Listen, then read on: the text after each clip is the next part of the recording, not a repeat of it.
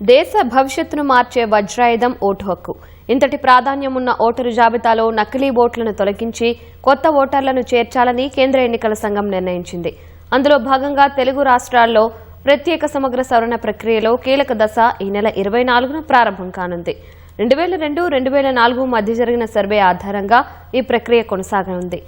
ప్రక్రియలోని అంశాలను వివరించడానికి ఈ సర్వేలో కీలకమైన పాత్ర పోషిస్తున్న రంగారెడ్డి జిల్లా కలెక్టర్ నారాయణ రెడ్డితో మా ప్రతినిధి వల్లభనేని రంగారావు ప్రత్యేక ముఖాముఖి.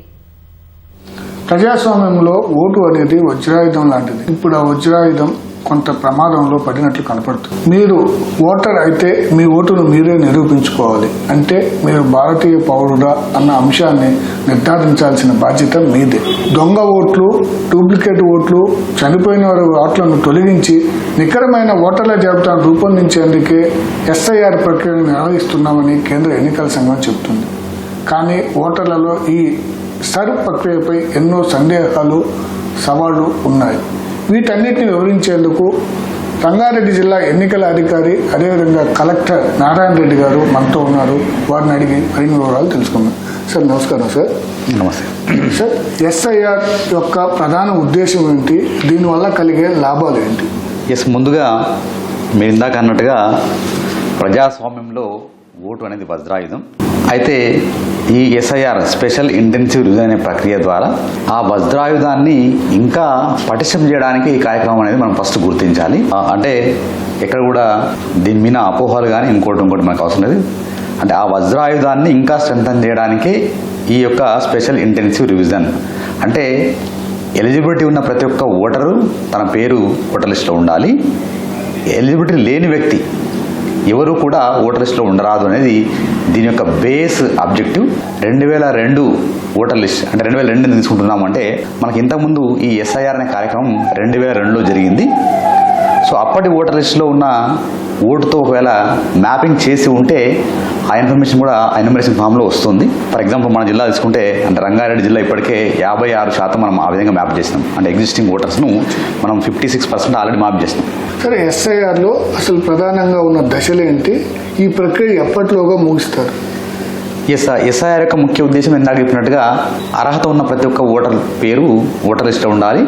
అర్హత లేని ఏ ఒక్కరి పేరు కూడా ఉండరాదు అనేది దీని యొక్క ముఖ్యమైన లక్ష్యం. ఇప్పుడు ఇంటింటి సందర్శనలో భాగంగా మనం ప్రతి ఓటర్కు ఎన్యూమరేషన్ ఫామ్ ఇచ్చి వారి యొక్క డీటెయిల్స్ అంటే ఆల్రెడీ మ్యాప్ అయి ఉంటేనేమో 2002 సంబంధించిన ఇన్ఫర్మేషన్ దానిలో ఉంటుంది. దాన్ని ఏమైనా తప్పు ఉంటే కరెక్షన్ చేసి సంతకం పెట్టి ఇవ్వాలి.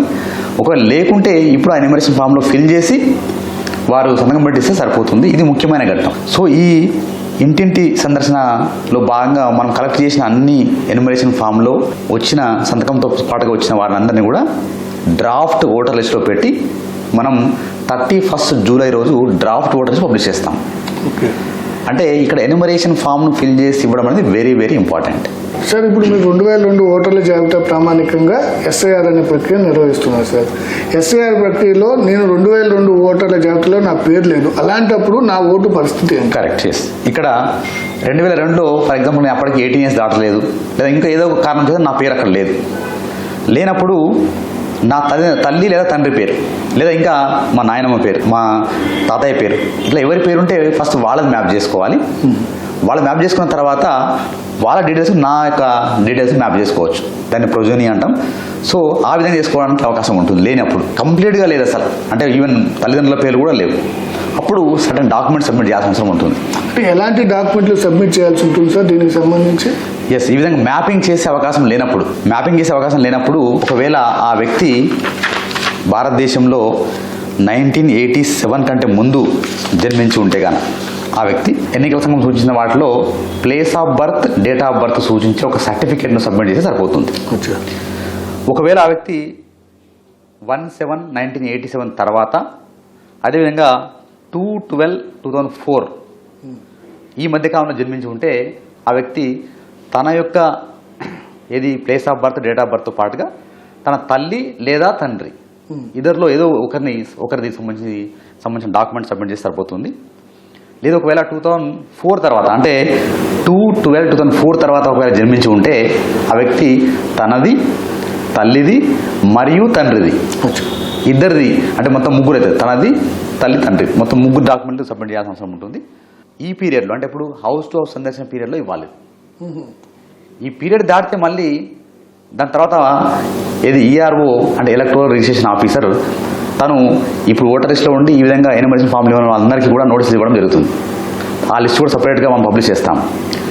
అప్పుడు తప్పకుండా నువ్వు మ్యాపింగ్లో అంటే 2002 ఓటర్ లిస్ట్ ఉన్నా లేకపోయినా ఇప్పుడు నేను చెప్పిన విధంగా అన్ని డాక్యుమెంట్స్ సబ్మిట్ చేయాల్సి ఉంటుంది. సార్, ఇప్పుడు కుటుంబంలో ఒక వ్యక్తి ఉపాధి కోసం ఇతర రాష్ట్రాల్లో కానీ ఇతర ప్రాంతాల్లో కానీ ఉంటాడు, కుటుంబం అంతా ఇక్కడ ఉంటుంది. అలాంటి సమయంలో ఆ వ్యక్తి యొక్క ఓటును ఎలా నిర్ధారిస్తారు? దానికి ఏమైనా ఫామ్ సమర్పించాల్సి ఉందా?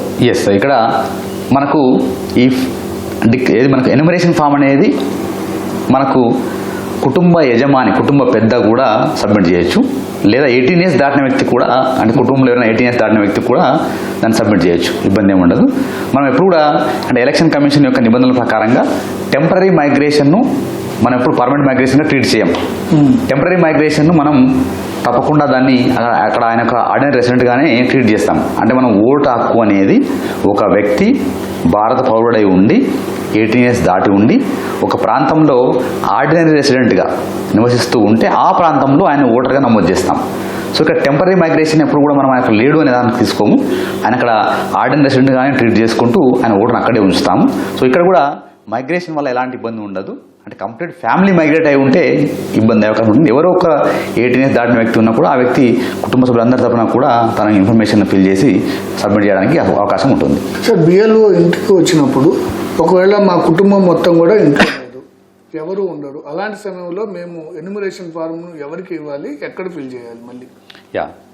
ఇక్కడ ఈ 1 month పీరియడ్లో అంటే 25th June నుంచి 24th July వరకు బిఎల్ఓ తప్పకుండా 3 సార్లు అంటే ఒకవేళ డోర్ లాక్ ఉంటే ఎవరు లేకుంటే ఫస్ట్ సార్ వస్తారు, డోర్ లాక్ అని రాసుకుంటారు, మళ్ళీ సెకండ్ టైం వస్తారు, మళ్ళీ డోర్ లాక్ రాసుకుంటారు, మళ్ళీ థర్డ్ టైం అంటే ఈ విధంగా 3 సార్లు వచ్చే అవకాశం ఉంటుంది. 3 సార్లు మీరు ఎప్పుడైనా సరే బిఎల్ఓకి ఇచ్చే అవకాశం ఉంటుంది. లేదా మీరు నేరుగా బిఎల్ఓ ఆఫీస్కి వెళ్ళి, ఫర్ ఎగ్జాంపుల్ మన బిఎల్ఓ అంటే అంగన్వాడీ టీచర్ కానీ లేదా అక్కడ పనిచేస్తున్న పంచాయతీ సెక్రటరీ కానీ వీళ్ళు ఉండే అవకాశం ఉంటుంది. లేదా నేరుగా మీరు అందుబాటులో డైరెక్ట్గా బిఎల్ఓ ఆఫీస్కి వెళ్ళి కూడా సబ్మిట్ చేసుకోవడానికి అవకాశం ఉంటుంది.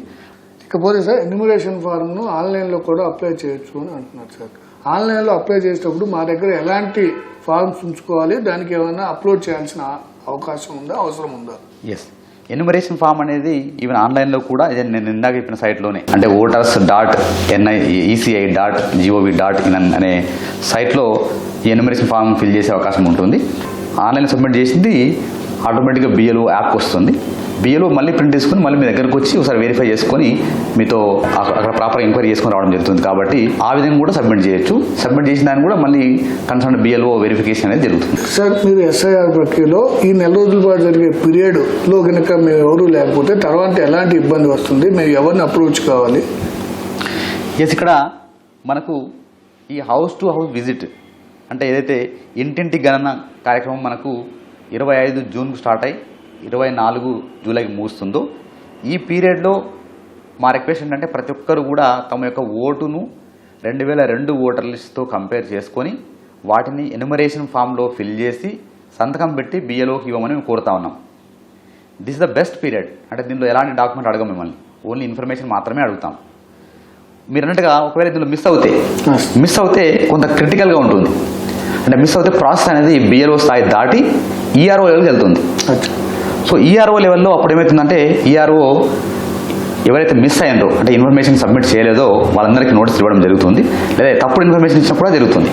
ఈ డాక్యుమెంట్స్ అనేవి అంటే place of birth, date of birth అంటే మేబీ బర్త్ సర్టిఫికేట్ కావచ్చు, ఇంకోటి కావచ్చు. అది ఇప్పుడున్న పిల్లలకు ఉండొచ్చు, కొత్తగా ఉన్న యంగ్ జనరేషన్ ఉండొచ్చు. కానీ పాత వాళ్ళకు బర్త్ సర్టిఫికేటో లేదా అలాంటి వాటిని అప్పుడున్న గవర్నమెంట్ డాక్యుమెంట్స్ ఏమైనా తీసుకోవాలంటే కష్టమయ్యే అవకాశం ఉంటుంది.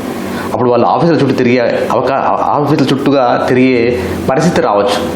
సో అది రాకుండా ఉండాలంటే మనం ముఖ్యంగా ఈ పీరియడ్లో అంటే ఇంటింటి గణన అనే పీరియడ్ అయితే ఉందో 25 జూన్ నుంచి 24 జూలై వరకు ఈ పీరియడ్లోనే పర్ఫెక్ట్గా ఉపయోగించుకుంటే తర్వాత మనకు ఇబ్బంది వచ్చే అవకాశం ఉండదు.